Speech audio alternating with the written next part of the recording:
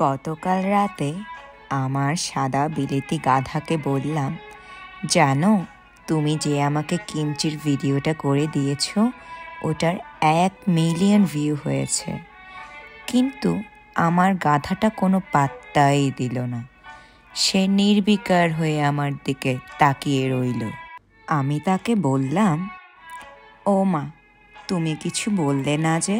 কি যেন একটা ভেবে উত্তরে সে বলল, তাহলে চলো তোমাকে আরও কিমচির ভিডিও বানিয়ে দিই।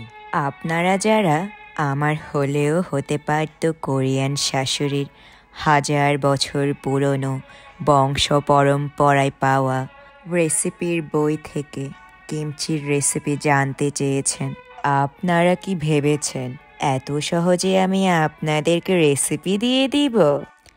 আপনারা যদি জানতেন কত যুদ্ধ করে আমি এই বইটি চুরি করেছি, তাহলে আর রেসিপি জানার দুঃসাহস করতেন না। সে যাই হোক, ওসব গল্প আর একদিন।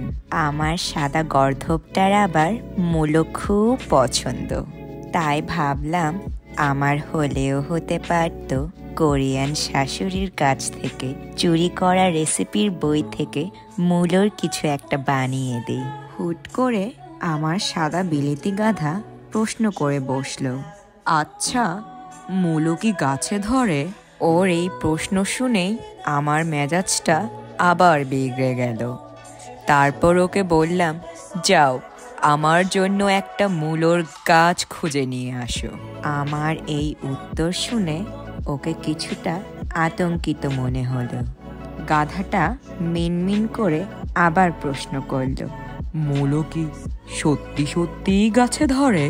মেজাজটা এত চটে গেল আমি বলেই ফেললাম, ওরে গাধা, তোকে বাংলাদেশ নিয়ে মূলোর চাষই করাবো, তখন জানতে পারবি। এর মধ্যে আবার আমার নির্লজ্জ গাধাটা কিমচির পেস্টটি চেখে দেখতে চাইলো। ওর এই আবদার শুনে মনটা আবার গলে গেল, তাই নিজ হাতে একটু খাইয়ে দিলাম। সে গদগদ হয়ে বলল, খুব মজা হয়েছে। কি যেন একটা ভেবে সে আবার প্রশ্ন করল, আচ্ছা, তুমি রান্না করার সময় কেন কোনো কিছু ঠিকঠাক মেপে মেপে দাও না? তার উত্তরে আমি বললাম, ওরে গর্ধব, তোকে খাওয়ার সময় কি আমি মেপে মেপে খাই? আমার এই উত্তর শুনে আমার সাদা গাধাটার মুখখানা লজ্জায় লাল হয়ে গেল।